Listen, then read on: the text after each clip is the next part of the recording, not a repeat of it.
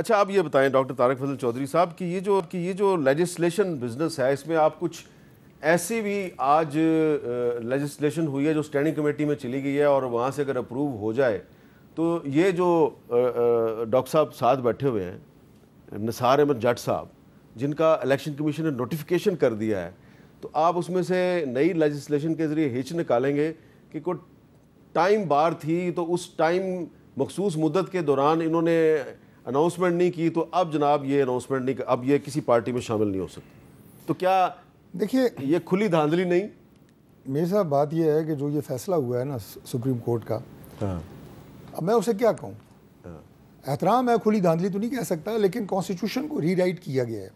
अब ये बात जो आपका आइन का आर्टिकल 51 है नेशनल असेंबली के लिए और आर्टिकल 106 है प्रोविंशियल असेंबली के लिए, बड़ा क्लियरली कहता है कि आज़ाद जो लोग जीते हैं उन्होंने 3 दिन में ज्वाइन करना है। हाँ। अब आप मुझे ये बताएं कि इसको आप यानी इस ज्वाइनिंग को आप वापस भी नहीं ले सकते।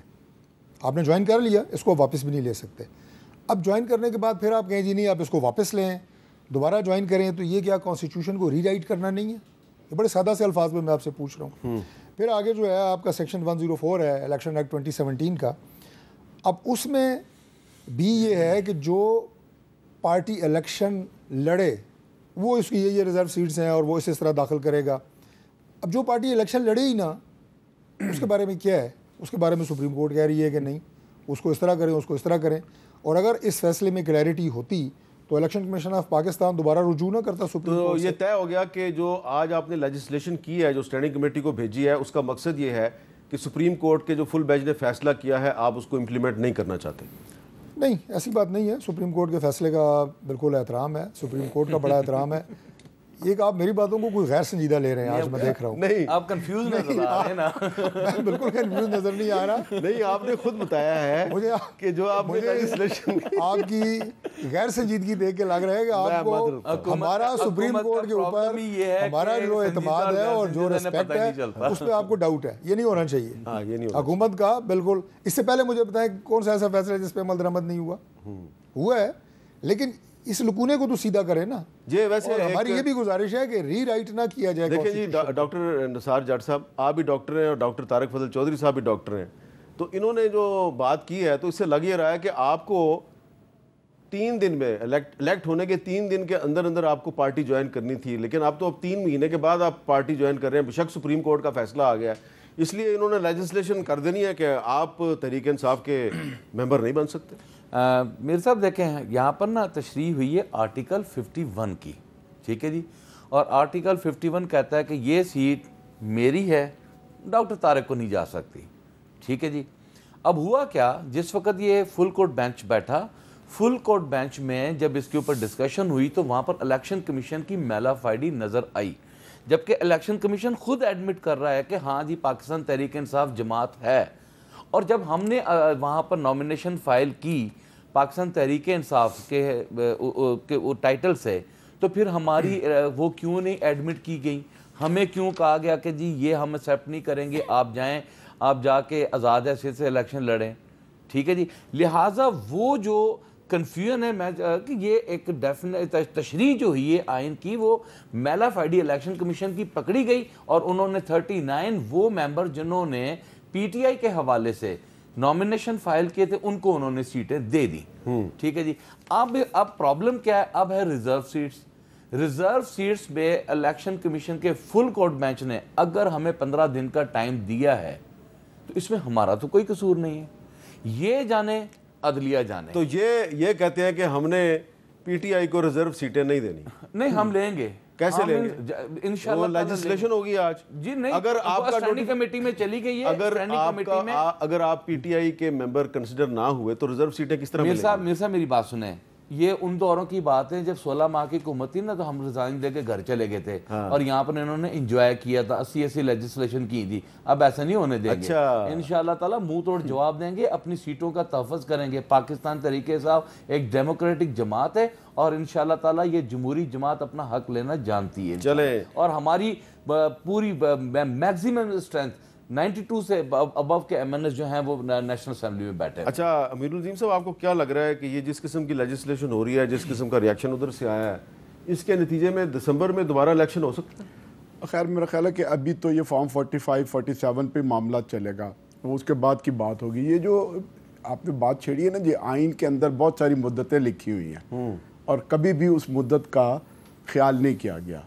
आप देखिए, उर्दू को फ़लाँ तारीख़ तक बन जाना चाहिए, सूद जो है फ़लाँ डेट तक हो जाना चाहिए, 90 दिन में इंतखाबात होने चाहिए। आपके इंतखाबात 90 दिन में हुए, असम्बली टूटने के बाद सुप्रीम कोर्ट का फैसला था, फिर भी नहीं हुआ। ठीक है ना, तो इसका मतलब ये है कि ये जो मुद्दत है और ये सारी चीज़ें हैं, ये लाजमी नहीं है। कहीं ना कहीं उसके अंदर पहले भी खिलाफ वर्जी होती रही है और उसको एज इट इज़ एक्सेप्ट किया जा सकता है। तो जो पार्लियामेंट के अंदर अगर लेजिस्लेशन होगी तो वो भी चैलेंज हो जाएगी। तो मेरा ख्याल है कि भले और सीधे तरीके के साथ जिसका जो राइट है वो देना चाहिए।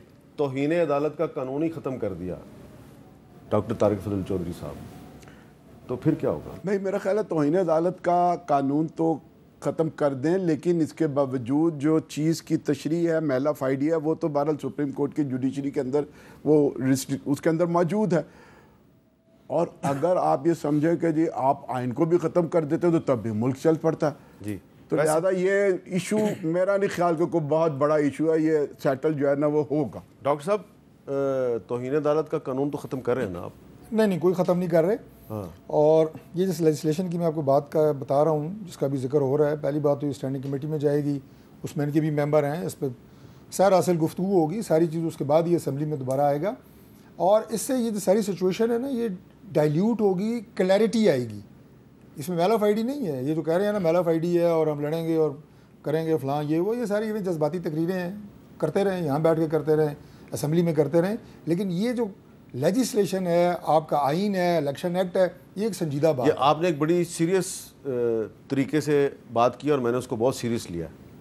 आप कह रहे हैं कि आप तौहीन अदालत का कानून ख़त्म नहीं कर रहे? नहीं, ऐसी कोई बात ज़ेरे बहस नहीं है। लेकिन अब मैं जो आपको बात बता रहा हूँ ना, जो हम बार बार कर रहे हैं, मैं वो 105 पढ़ रहा था, इलेक्शन एक्ट 2017। अब बड़ा क्लियरली लिखा हुआ है कि for the purpose of the election for the seat reserve for women and non Muslims in any assembly the political parties contesting election. जिस पार्टी ने इलेक्शन ही नहीं लड़ा, उसके सरबराह ने इलेक्शन नहीं लड़ा, इसी पहली लाइन का मुझे आप जवाब दे दें। हम इसलिए कह रहे हैं कि कॉन्स्टिट्यूशन को रीराइट किया गया है। फिर 3 दिन का जो मैंने आपको आर्टिकल 51 का हवाला दिया कि 3 दिन का टाइम मुकर्रर है, इस चीज़ को क्लियर तो होना है ना, किसी अड्डे बने लगना है। इलेक्शन कमीशन की चले, मैं ये कहते हैं जनाब का इलेक्शन कमीशन की मेला फाइडी बकौल इनके, मुझे ये बताएं कि अगर सुप्रीम कोर्ट को उसके ऊपर एतराज़ है तो सुप्रीम कोर्ट को उसके बावजूद भी इख्तियार है कि वो कॉन्स्टिट्यूशन में अमेंडमेंट करे। चले, ये आपने तशरीह कर सकते हैं, इसका क्या जवाब? हमने नहीं कहा ये हमारी सीटें हैं या हाँ, लेकिन आप तो ले गए थे ज़ाब्ते से कहते हैं हमारी सीटें नहीं है। डॉक्टर साहब माफी चाहता हूँ, आप लोगों ने वो सीटें देखिए जी, ली। 2 ऑप्शन है, 2 ऑप्शन है।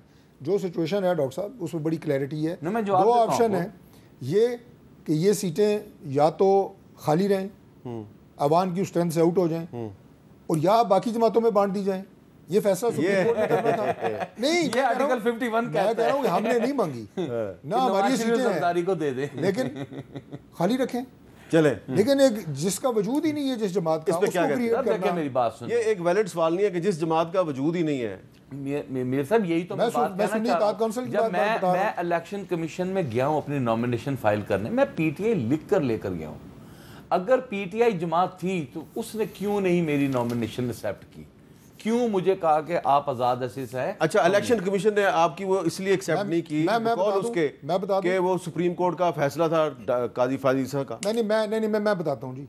वो इसलिए नहीं की कि आप इलेक्शन कमीशन में बहैसियत एक सियासी जमात रजिस्टर नहीं रहे।